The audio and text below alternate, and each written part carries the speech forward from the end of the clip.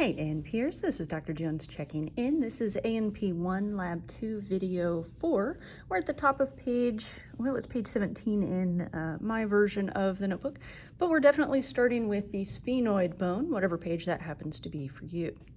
So the sphenoid bone is in the middle of everything.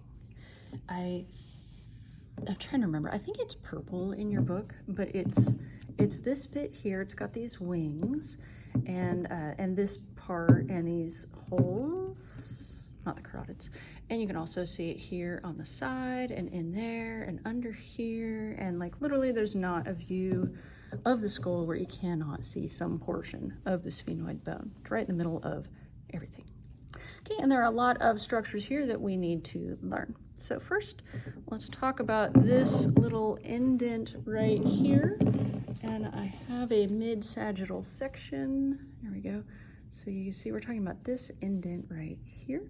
And this is called the Silica because from the side it's supposed to look like a Turkish saddle. And then the bottom part of the saddle that the little person has the little bum on is the hypophyseal fossa. So let me draw you a picture of that. I'll use this zygomatic arch page. Okay, so it comes up and it's got kind of a little, what's a pommel that you hold on to when you're riding a horse? There we go. So this whole area is the Silica, which I believe is Latin for Turkish saddle-ish. Okay, so if this were a saddle and there were a little person sitting here, okay. There you go, got eyeballs. Okay, we were okay until the eyebrow. Let's make that hair.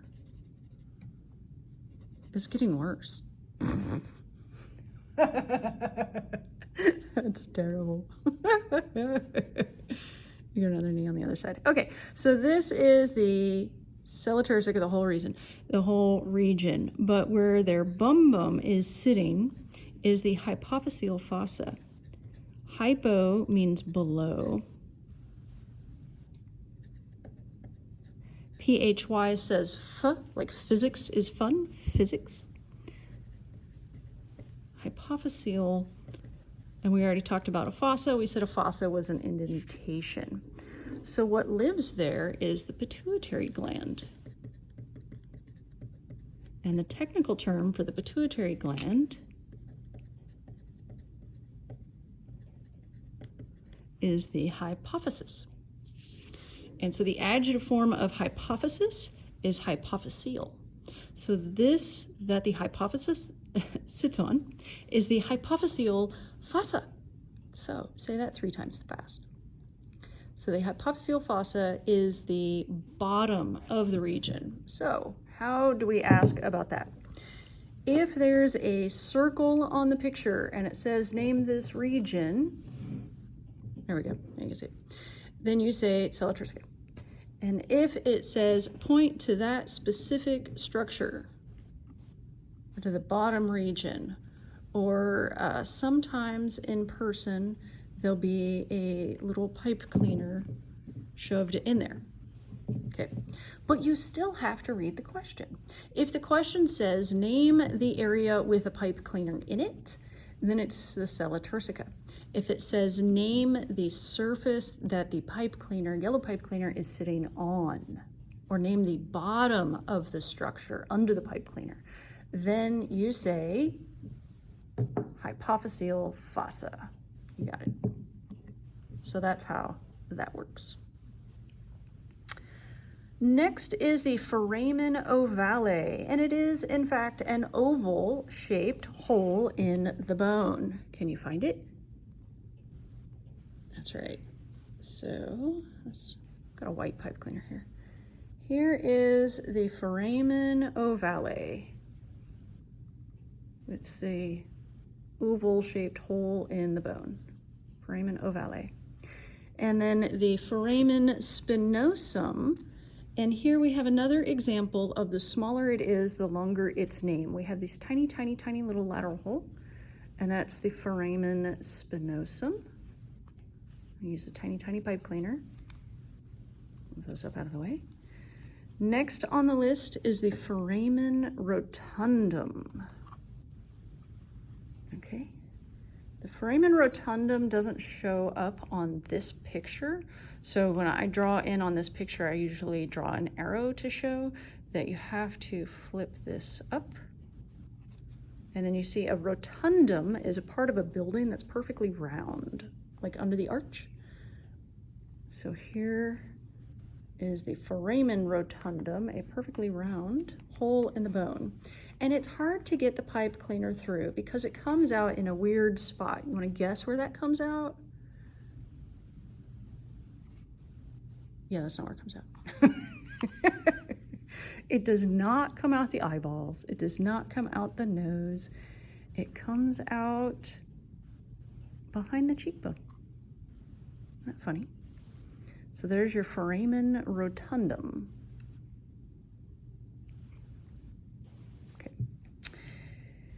Next is the foramen lacerum. And the foramen lacerum, to me, it looks like it has lacy, wonky edges.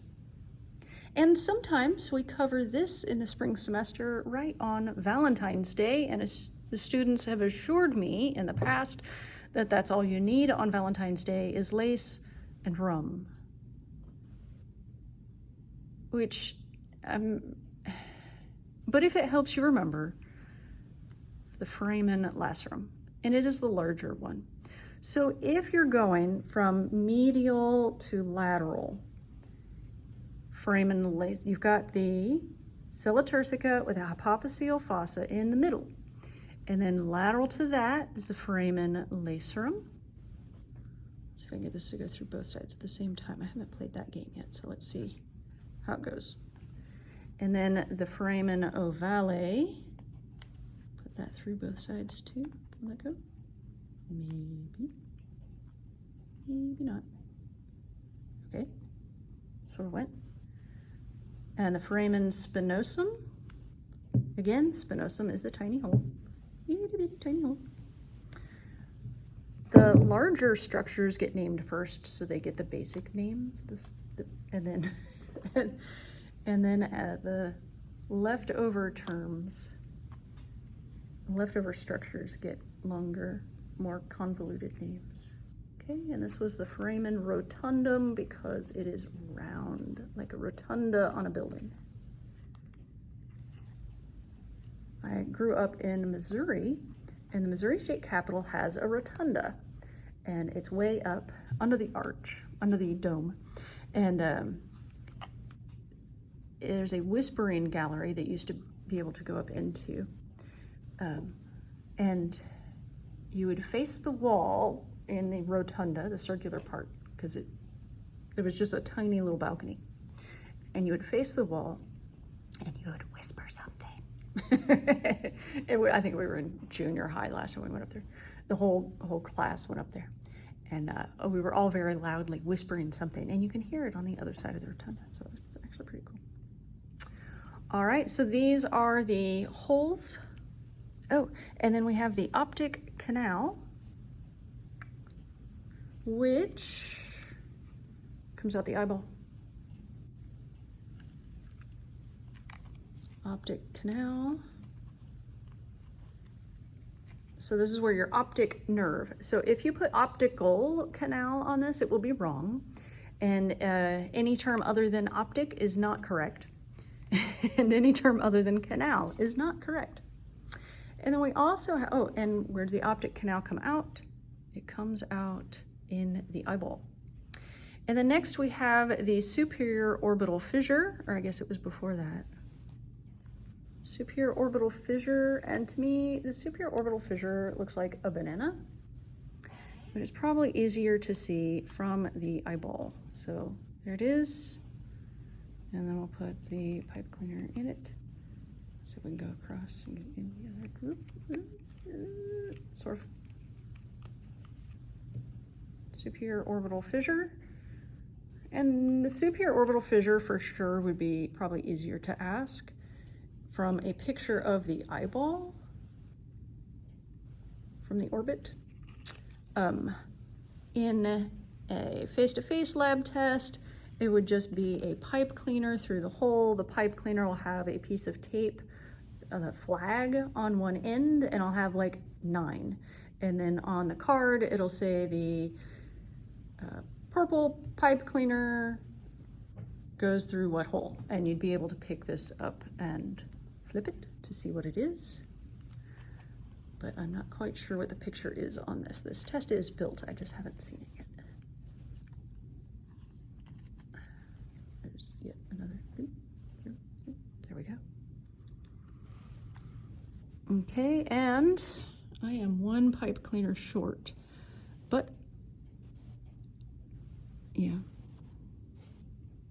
several pipe cleaners short. Okay, and let's go through the next bone so that we can start the face on the next, and then we'll do, actually maybe we'll do a quick just review of the holes in the skull, because that's a thing. Okay, next is the ethmoid bone, and this one I know is green on the picture.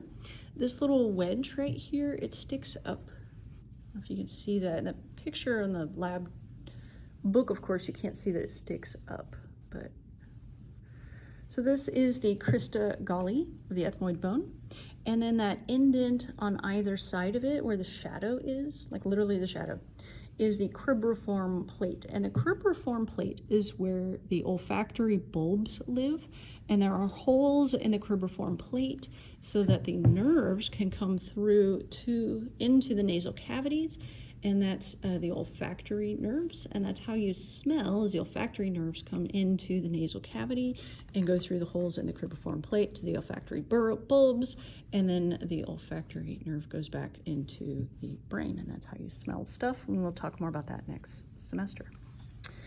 Okay, so these 2 structures of the ethmoid bone are visible from the superior view. The next structure is visible in the nasal cavity, and it is this right here. So this is the bony nasal septum. A septum is a separator. And part of the nasal septum is bone, as you can see, and then the part that's not here is the part that's cartilage.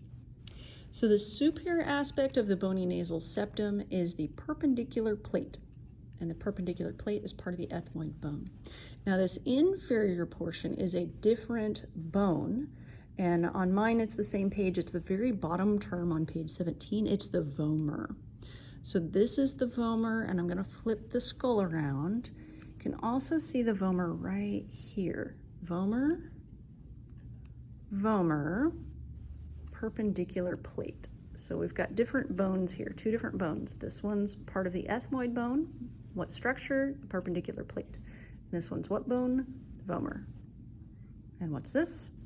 The vomer. And there's more to the ethmoid bone there, but those aren't structures that we're learning, so we're gonna call it it's a great name. All right, so I will cut this off, and then I'll grab some more pipe cleaners and do a video where we review all of the holes in the skull, because you need to know those. So this has been A&P 1 Lab 2 video 4, where we covered the sphenoid and the ethmoid. All right, thank you as always for tuning in. It's good to virtually see you here. The education must go on. Dr. J out.